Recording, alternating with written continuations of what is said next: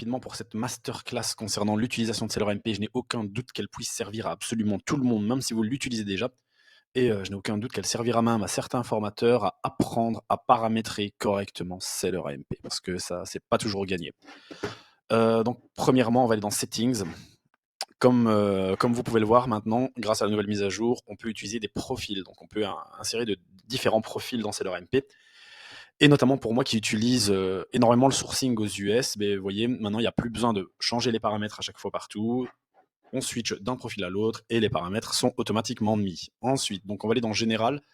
Dans Général, Home Marketplace, c'est votre marketplace de référence. Dans 99% des cas, évidemment, pour vous, ce sera la France, sauf si, par exemple, vous êtes en Italie, vous vivez en Italie et vous sourcez en Italie et vous envoyez votre marchandise en Italie, là, vous allez mettre .it et ainsi de suite. Merchant Token, c'est votre jeton vendeur. Vous êtes dans Amazon Seller Central en haut à droite, la roue dentée, information sur votre compte, renseignements commerciaux, informations sur votre boutique et là, vous allez voir votre jeton vendeur. Vous cliquez, vous récupérez votre token vendeur, vous venez le coller juste ici en dessous. Ça va vous permettre, lorsque vous avez déjà votre marchandise chez Amazon, vous réanalysez la fiche produit, mais vous allez voir un petit astérisque à côté de votre compte, donc à côté de votre boutique, lorsque vous allez vérifier la fiche produit. Ça vous permet de voir où vous en êtes par rapport à la concurrence. Ensuite, Inbound FBA Shipping, c'est très très très important. C'est le seul vrai moyen de paramétrer le coût de vos envois chez Amazon. Quand vous envoyez votre marchandise chez Amazon, ça coûte de l'argent.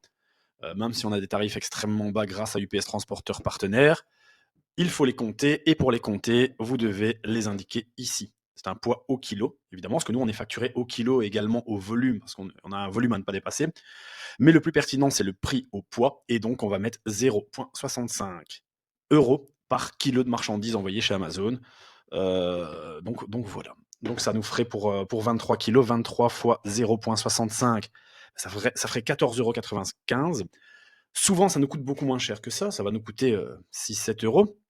Mais en mettant 0,65, en fait, ce qu'il faut comprendre, c'est que vous n'allez jamais pouvoir optimiser à 100% votre envoi, donc ça va souvent voilà, vous coûter un petit peu plus cher qu'un envoi parfaitement optimisé. Et donc, pour pondérer cette moyenne, nous, ce qu'on met, c'est 0,65, et ça vous permet d'être vraiment tout le temps proche de la réalité. Ensuite, ici, vous ne touchez rien. Storage time, ce que vous pouvez faire, moi, je vous conseille de mettre 1 mois, parce que, bon, on travaille en flux tendu, on ne garde jamais la marchandise bien longtemps chez Amazon, mais voilà, le fait de mettre 1 mois, encore une fois, ça permet de nous rapprocher au plus de la réalité de nos rentabilités Amazon. Ici, du coup, Local Fulfillment, on laisse FBA, et European Fulfillment, donc EFN, European Fulfillment Network, c'est le réseau classique de distribution dans toute l'Europe lorsque vous n'avez pas de numéro de TVA. Enfin, quand vous n'avez pas de numéro de TVA à l'étranger. Lorsque vous allez avoir des numéros de TVA à l'étranger, vous allez pouvoir activer pan-européen. Ça, on verra plus tard où ça se voit. Moi, ce que je conseille, c'est toujours laisser en EFN, et au cas par cas, même lorsque l'on a un ou deux numéros de TVA à l'étranger, ce qu'on fait, c'est pendant l'analyse, on vient checker. Je vous montrerai ça plus tard. Donc, VET, donc standard rate. Donc, dès que vous avez un numéro de TVA, donc si vous êtes une entreprise française avec numéro de TVA, vous mettez standard rate. Si vous êtes en auto-entreprise sans numéro de TVA, vous mettez not registered, ce qui veut dire pas enregistré. Et voilà. Donc ici, 20% pour le taux standard, 5,5 pour le taux réduit. 5,5.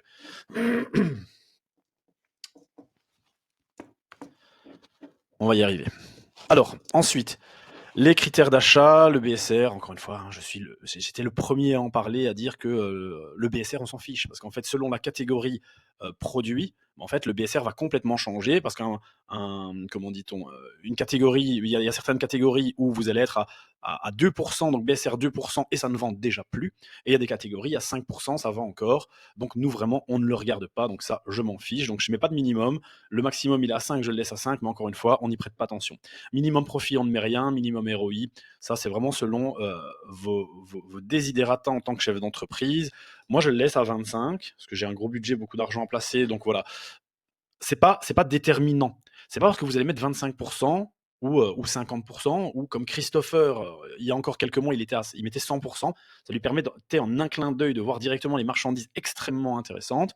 Maintenant, c'est pas parce que vous allez mettre 100% que fatalement vous ne pouvez pas acheter. Ça reste de l'analyse en direct, et c'est vous qui prenez la décision. Ça va juste vous permettre de savoir en un clin d'œil, est-ce que les cases sont vertes, est-ce que les cases sont rouges. Mais même ça, vous allez voir avec l'expérience, on n'y prend plus attention. On regarde ce qu'il se passe et en fonction, on prend notre décision. C'est pas la case verte ou la case rouge qui me permet de décider. Donc ça, donc voilà, moi je laisse comme ça. Ensuite, prep fee, mais encore une fois, prep fee, c'est quoi? C'est lorsque vous utilisez un prep center, tout simplement. Rien d'autre. Si j'utilise un prep center, par exemple pour mon profil US, je sais que moi, ça me coûte 1 $ par article. C'est 1 $, je paye entre 85 centimes et 1 $. Comme je sais que je peux payer jusqu'à 1 $, ben je me mets 1 $ en prep fee et ainsi ça me compte 1 $ par unité, tout simplement. Donc ici, ben, si vous travaillez en France et que vous n'utilisez pas de prep center, vous laissez à zéro. Si, comme certains, vous dites, moi je fais de l'arbitrage, mais je veux faire 100% de prep center, donc je ne veux rien toucher, juste je commande en ligne, j'envoie à mon prep center, ben, si votre prep center vous demande 1 € par article, ben, tout simplement, vous tapez 1 € et ça va être compté automatiquement. Donc ça, c'est plutôt pas mal. Sinon, vous laissez zéro. Alors, MISCFI, ça, ce sont les frais divers et vous pouvez les mettre soit en euros, soit en pourcents. Moi, en euros, je ne les mets pas parce que, voilà, c'est comme ça dans mes habitudes. Ce que je fais, c'est MISCFI en pourcents et là, je mets 2,5%. Donc, en fait, le seller MP va me compter tout le temps 2,5% de mon prix d'achat en termes de frais.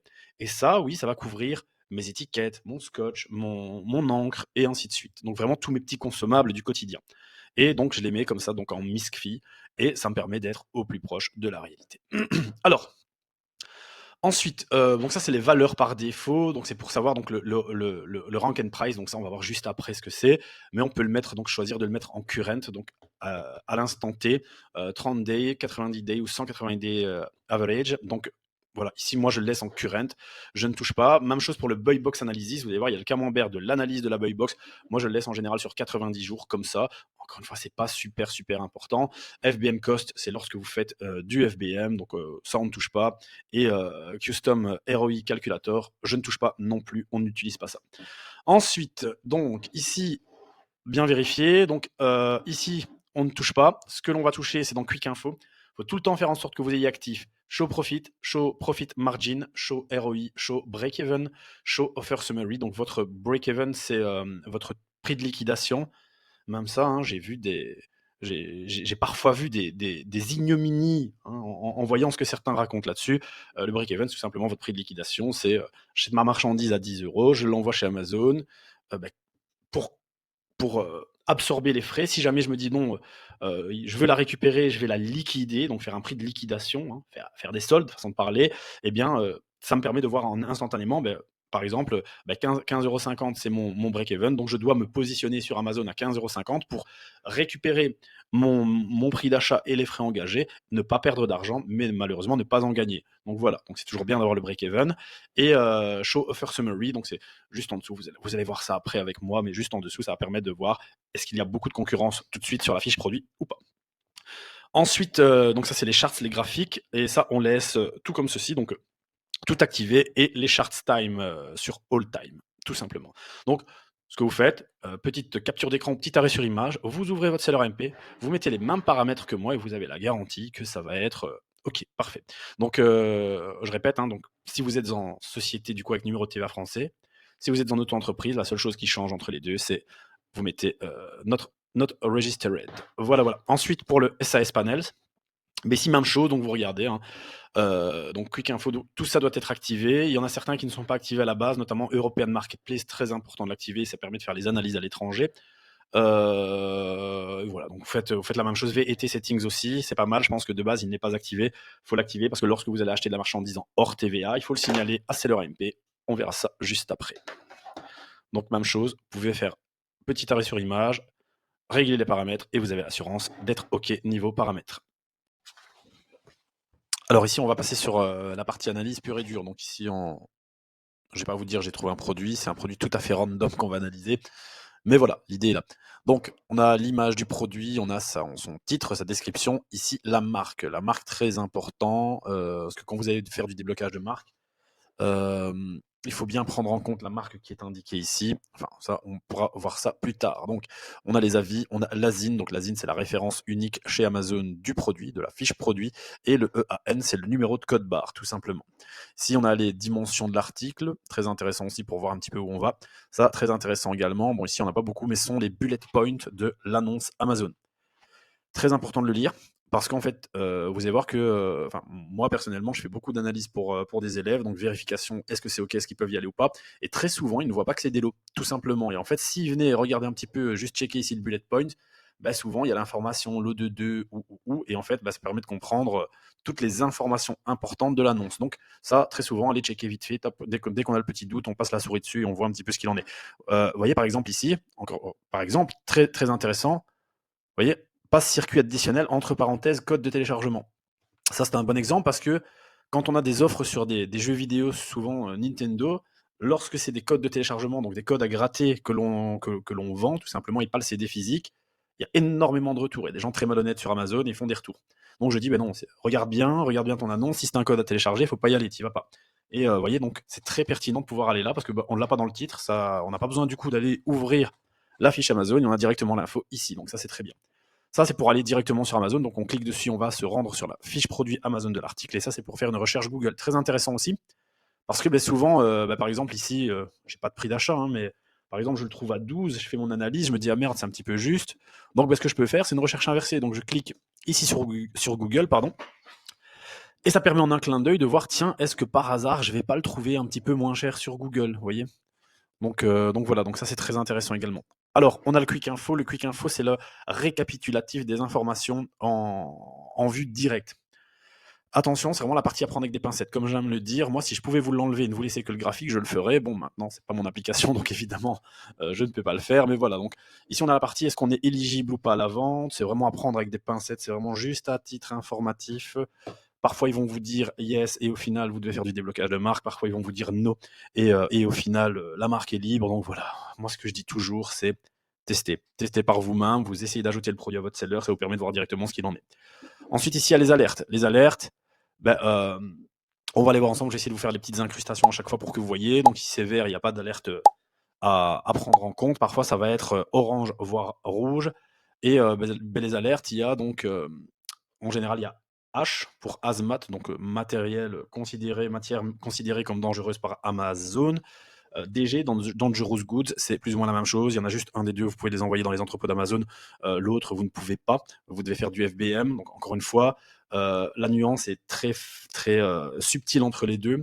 Donc, quand il y a le moindre doute, ajout à mon seller, je vois directement si je peux y aller ou pas, je vois si c'est réellement du hazmat, du dangerous goods, et ça permet de savoir où on va. Parfois, il va vous donner l'alerte DG alors que ça ne l'est pas. Encore une fois, c'est vraiment des outils indicatifs qui fonctionnent très bien, qui sont relativement précis, mais c'est pas d'une précision absolue. Donc voilà, il y a toujours la petite vérif à faire de nous-mêmes.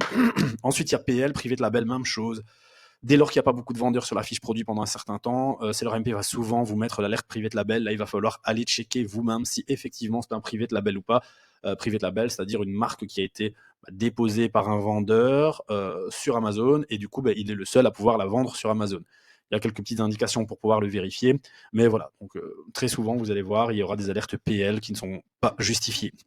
IP, ça c'est une des deux alertes rouges que l'on peut avoir. C'est une alerte quant à des réclamations au titre de la propriété intellectuelle. Ça, très souvent, quand elle est effectivement sur SellerMP, il ne faut pas y aller. Vous allez vendre, vous allez commencer à vendre et inévitablement, vous allez vous faire emmerder, striker par Amazon justement concernant des réclamations au titre de la propriété intellectuelle. Il y a peu d'alertes qui nous empêchent d'aller sur un produit, mais là vraiment, IP, ça nous empêche d'y aller. Ensuite, il y a S pour size. Non, ce n'est pas pour les produits gros, c'est pour les produits gros ou très petits. En fait, tout ce qui est plus petit que la largeur d'une carte de crédit, ça rentre dans l'alerte S, size, et toutes les marchandises volumineuses rentrent également dans l'alerte size. Parfois, vous allez l'avoir alors qu'il n'y a pas lieu. Mais même chose, en fait, la seule chose que ça change, c'est que parfois, donc c'est des envois que vous allez devoir faire séparément. Vous allez vouloir envoyer de la marchandise considérée comme disproportionnée, donc S, avec d'autres marchandises. Amazon va vous dire non, en fait, ça part dans un entrepôt, ça dans un autre. Et c'est la seule différence. Donc, rien de bien dramatique. Ensuite, il y a Meltable, donc M, et ça, c'est pour la marchandise qui pourrait fondre, par exemple, du chocolat. Et là, il y a des restrictions d'envoi pendant les périodes très chaudes. Donc voilà, mais vous n'allez pas très souvent tomber là-dessus. Ensuite, il y a le V, variation. Donc les variations, c'est quand sur une seule fiche produit, il y a plusieurs variations, comme son nom l'indique. Par exemple, une bougie, si sur la même fiche produit, j'ai la bougie verte, jaune, rouge, il y aura V pour variation parce qu'il y a les trois couleurs sur la même fiche produit. Donc ça, il faut checker les variations pour voir est-ce que notre variation est la bonne, est-ce que c'est elle qui vend. Donc ça, il faut checker et voir si on peut aller plus loin, si on est OK ou pas. Très important. Et ensuite, il y a l'alerte, ici je ne la vois pas, mais il y a l'alerte UF, c'est la deuxième, il n'y en a que deux de rouge, et la deuxième rouge c'est UF, Unknown Fees, qui veut dire que en fait, la marchandise n'a jamais été envoyée en FBA chez Amazon, donc Amazon et du coup Seller MP ne connaissent pas la taille et le poids de l'article. Ça, même chose, vous passez votre chemin parce que vous ne pouvez pas faire une analyse correcte là-dessus. On a des techniques pour réussir à récupérer des informations et pouvoir faire une analyse précise, mais bon, c'est pas le lieu ici. Si le but c'est de pouvoir utiliser Seller MP de manière rapide et efficace. Donc voilà. Donc ça, on a vu les alertes. Donc le BSR, le BSR, c'est Best Seller Rank, donc c'est le classement du produit dans sa catégorie. Comme je vous ai dit au moment des réglages, on ne le regarde pas, on s'en fiche. Ce qui compte, c'est les ventes estimées, est-ce qu'il y a des ventes. Et encore ça, c'est vraiment à prendre avec des pincettes. Ce qui compte, c'est le graphique ici. On va voir ça juste après. Max cost, c'est le prix maximum auquel je dois acheter ma marchandise pour être rentable selon les critères que j'ai moi-même déterminés dans Seller MP. Donc si je vous ai mis, si je mets tout à l'heure, je veux 100% de retour sur investissement, bah en fait, Seller MP va faire le calcul et va me donner un max cost en fonction. Donc ici, voilà, donc moi, selon les critères que j'ai mis, bah, je dois le payer 11,31 maximum pour avoir ici 25% de ROI minimum. Même ça, comme je vous ai dit, il y a un tas d'écoles. Le ROI minimum, il y a des produits, par exemple, sur lesquels je vais aller avec un faible ROI. Typiquement, le produit que j'ai trouvé dans un magasin physique pas loin de chez moi, je sais que c'est pas une promo nationale, personne ne va le trouver, il y a plus grand monde sur l'affiche et voilà, il reste genre un concurrent qui a 2-3 unités et moi je sais que voilà, je vais pouvoir envoyer ma marchandise et être tranquille, ça me dérange pas d'aller sur du 25% de retour sur investissement. Tandis que sur une promo nationale, quelque chose que tout le monde va voir, ben inévitablement, si j'ai pas du 50-55% de ROI, j'y vais même pas parce que ben, je sais que voilà, les prix vont souvent avoir tendance à être tirés vers le bas. Donc l'analyse, c'est pas, on peut pas vous dire, tiens, oui, X% tu y vas, X% tu n'y vas pas. Non, c'est un petit peu plus profond et c'est pour ça que, ben, même chose à nos élèves, on leur offre ce service de valider les produits pour eux. Et du coup, en fonction de plusieurs critères, on peut lui dire, ouais, ok, là tu y vas, ok, ben là, non, par contre, il faut faire un petit peu attention, t'as pas assez de marge de battement, de champ d'action. Donc, max cost. Donc ici, cost price, ben, vous mettez votre prix d'achat. J'ai mis 12 par le plus grand des hasards, mais voilà, vous avez compris. C'est le price, le prix de vente. Prix de vente, attention, parfois il faut faire des aberrations. Donc moi ce que je dis toujours, il faut se baser sur l'historique du prix. C'est pas sur le prix que va me donner Seller MP, c'est sur l'historique. Donc l'historique, c'est ici le graphique. Je regarde et je vois que ici, oui, effectivement, l'historique du prix, c'est bien ça, 25,49, 25,79. Si par exemple j'arrive sur mon analyse et que ici ça aurait très bien pu, il y a quelques jours il était à 34,70, si j'arrive, je vois 34,70. Eh bien, ce que je vais faire, c'est, je vais pas m'enflammer, je vais dire: «Attention, je regarde l'historique». Ben non, pour moi, l'historique, c'est 25,49, donc bah, effectivement, moi, je vais tabler mon analyse sur 25,49 et non pas sur le prix qui s'affiche. Très important. Profit, bah, c'est votre, bénéfice net. Le profit en pourcent, donc c'est le ratio entre le prix de vente et ce qui vous retourne dans la poche. Le ROI, donc le retour sur investissement, donc ça, c'est en pourcent, donc si j'investis 100 € et que j'ai 50% de retour sur investissement, bah, je gagne 50 € à chaque fois que j'investis 100 €. Et le break-even, je vous ai dit tout à l'heure, c'est mon prix de liquidation. Donc si je l'achète à 12 € et que je me mets à 21,94, je ne gagne pas d'argent, je n'en perds pas, je récupère ma mise et les frais qui vont avec. Offer Summary, c'est du coup la concurrence. Parce qu'il y a beaucoup d'offres actuellement. Je vois qu'il y a 4 FBA, 9 FBM sur la fiche produit. Ranks and Price, donc ici, voilà, on peut le mettre donc sur le maintenant, sur 30 jours, 90 jours, 190 jours ou toute la durée de la fiche produit. C'est pas quelque chose qu'on utilise beaucoup au quotidien. C'est beaucoup des estimations comme ici, estimate sales, donc 100 par mois, estimate time to sale. Donc ça, en fait, c'est bah, si j'achète de la marchandise, au bout de combien de temps, quel est le temps estimé avant que je ne commence à vendre la mienne en fonction des stocks de la concurrence. Donc encore une fois, ça on n'utilise pas besoin. Si on a le récapitulatif des alertes, donc avec l'éligibilité, mais je vous ai dit à prendre avec des pincettes, Hazmat, Dangerous Goods. Amazon Share Buy Box, une alerte que j'ai oublié de mentionner, c'est BB. Donc ça, c'est quand, attention, Amazon ne partage pas la Waybox. Ça ne veut pas dire qu'ils ne le feront pas. Même chose, nous avons des process qui permettent de voir si effectivement ils ne la partageront pas ou si on peut y aller. Des process voilà, que l'on a mis en place. Donc ensuite, private label, on l'a vu. IP, ça on l'a vu. Propriété intellectuelle. Size, meltable, variation. Donc vous voyez, c'est le tableau de bord qui vous permet de checker les alertes. On n'en a pas besoin parce qu'une fois qu'on les a ici, il n'y a pas besoin de venir les vérifier ici. Donc limite, on pourrait ne pas les voir, c'est pas très grave. Ici, on a la concurrence. Et donc, comme je vous ai dit tout à l'heure, quand vous mettez votre token vendeur, par exemple, on va dire, moi, je suis Shop Leader France, en un clin d'œil, si je mets mon token vendeur, je le verrai car il y aura une petite astérisque juste à côté de mon nom. Donc, ça me permet en un clin d'œil de voir où je suis dans la concurrence. Donc, graphique, le plus important. Je pourrais tout jeter, Gardez uniquement le graphique et je pourrais vous faire des analyses béton armé, savoir si on y va ou pas. Ligne rose, c'est la buy box, donc le bouton d'achat sur Amazon, donc c'est ça que l'on veut, même si aujourd'hui le prix était à 44,62, on s'en fout. Non, moi ce qui compte c'est la buy box, je veux vendre à la buy box, je veux la récupérer, c'est mon objectif. Donc je sais que je dois être aux alentours de 25 euros pour avoir la buy box, donc je table mon analyse sur 25 euros. Je regarde que le prix soit stable sur la durée, je regarde le prix le plus bas, et moi ce que je veux c'est que mon prix le plus bas soit toujours, le prix le plus bas de l'historique soit toujours plus haut que mon break-even. Voilà, pour ça qu'il faut également le break-even. Dès lors que mon prix le plus bas, donc le prix le plus bas de l'historique est toujours plus haut que mon break-even, ben je sais que je suis safe, que je peux y aller, tout simplement. Donc nous, ce qui compte, c'est la ligne rose. La ligne bleue, c'est la même chose, c'est l'historique du prix, mais en FBM. Et la ligne orange, c'est l'historique du prix en FBA, mais qui n'a pas la buy box. Donc par exemple, si on est trop cher pour Amazon, si Amazon se dit, ben non, ça c'est trop cher, il ne nous donne pas la buy box, et à ce moment-là, il y a la ligne orange. Mais nous, ce qui compte, c'est la ligne rose. Quand il y a la ligne rose et qu'en dessous, c'est orange comme ça veut dire que c'est Amazon qui a la buy box, ou du moins qu'Amazon est sur le produit à cet instant. Ça ne veut pas dire qu'on ne l'aura pas, encore une fois, il suffit de regarder ici si Amazon effectivement partage la buy box ou pas et à quel prix. Donc ça, c'est le buy box analysis. Donc je fais mon analyse. Ligne verte, c'est le plus important. Également, c'est le dessin, si je puis dire, c'est la représentation du BSR, donc le best seller rank, donc le classement du produit dans sa catégorie. Et évidemment, donc ici le 0, donc le 1, c'est le meilleur des classements. Donc la ligne verte, plus elle est basse, mieux c'est. Tout en haut, 24 000, ben c'est moins bien dans le classement. Hein. Si t'es premier de la course, t'es beaucoup mieux que si t'es 24 millième. Donc l'objectif, c'est qu'il soit le plus bas possible et qu'il y ait, voilà, les hachures. Parce qu'en fait, le produit est sur Amazon, sinon il va pas vendre pendant X temps, on sait pas, on s'en fout. Mais là, la ligne verte monte parce qu'il perd des places, Et hop, il y a une vente, ça veut dire une hachure. Voilà, tout simplement. Donc en fait, à chaque fois qu'il y a des hachures, c'est qu'il y a une ou des ventes qui font que le classement se modifie et que donc, en fait, on peut les visualiser et donc dire effectivement, oui, ce produit vend bel et bien parce qu'il y a des hachures. Donc ça, très important. Il y a d'autres choses, hein. Parfois, vous allez voir, donc ça c'est vraiment de l'estimation. Il y a une très grande latence. Donc parfois, vous allez voir 100 ventes par mois. Ici, je dis un exemple, Amazon était à 1,99 €. Donc ça vendait énormément. Maintenant, on est à 15 €, ça ne vend plus du tout.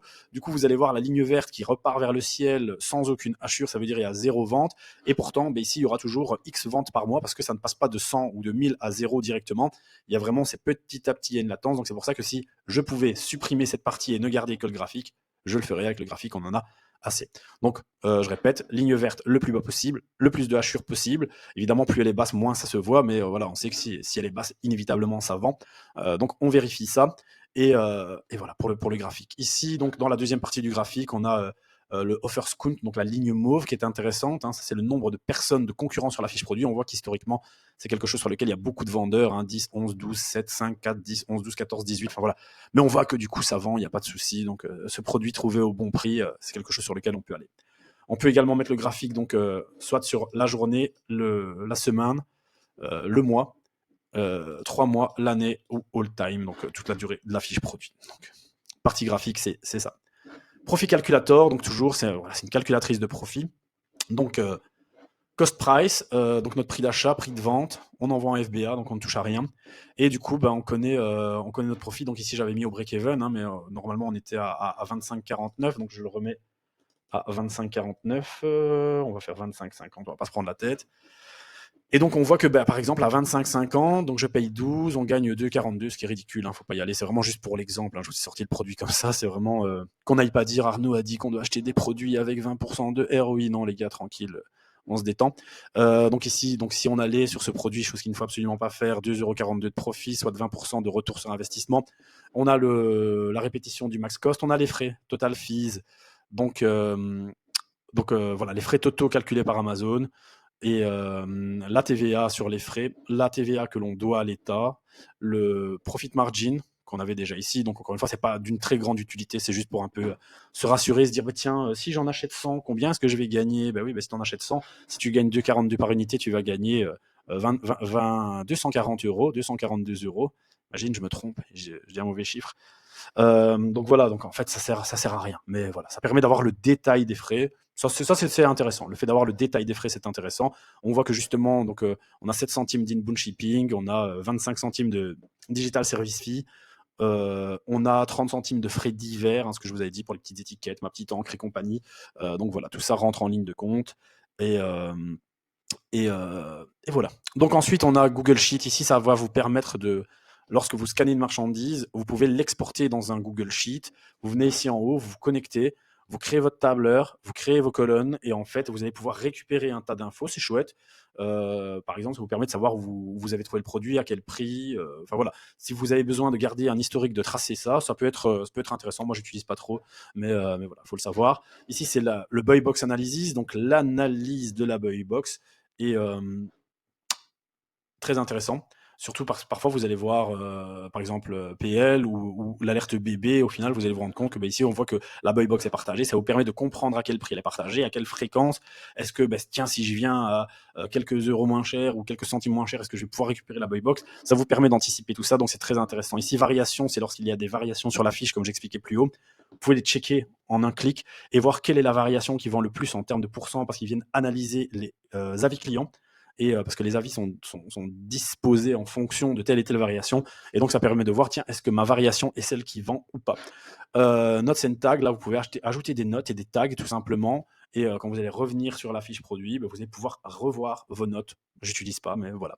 Ici, lookup détail, vous allez avoir... vous allez savoir où vous avez trouvé la marchandise, donc ça va se mettre en automatique. Encore une fois, ici c'est un produit que j'ai tapé totalement random. Si je l'avais trouvé sur internet, il y aurait l'URL du site internet ici. Maintenant, si vous les avez fait en physique, vous pouvez même le noter. Par exemple, vous mettez Noz déstockage, vous mettez enregistrer. Évidemment, je vous déconseille d'aller chez Noz, c'est pas top.